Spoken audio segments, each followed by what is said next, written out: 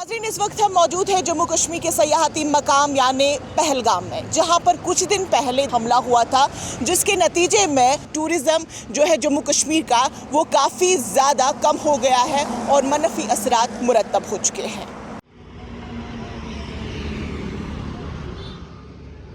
ये है श्रीनगर का डल झील, जहां पर इस हमले से पहले लाखों की तादाद में सयाह आते थे, लेकिन इस हमले के बाद यहां पर ना के बराबर सयाह नजर आते हैं।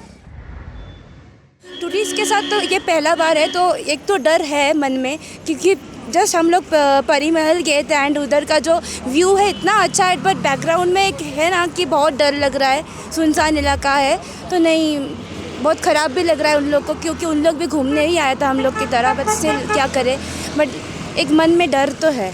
6 दिन से इधर ही हैं हम कश्मीर में, और पूरा श्रीनगर हम 2 दिन घूम चुके हैं।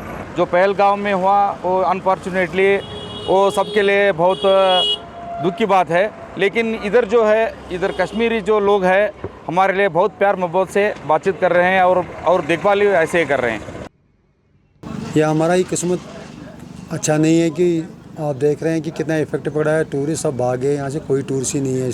आप बुलवाड़ की तरफ, रोड की तरफ कैमरा घुमाइए, डल्ले की तरफ कैमरा घुमाइए, कोई है ही नहीं इधर। हम सब लोग इधर बैठा हुआ है, इधर कोई काम नहीं है। हम यहाँ टूरिस्ट को मेहमान नवाजी करते हैं और करते भी रहेगी।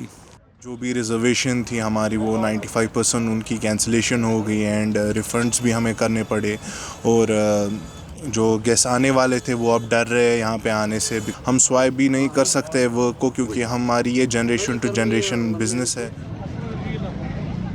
जहां एक तरफ इस हमले से कश्मीर की सयाहत पर काफ़ी ज़्यादा असर पड़ा हुआ है, वहीं दूसरी जानिब कश्मीर में मौजूद सयाह खौफ के साए में है।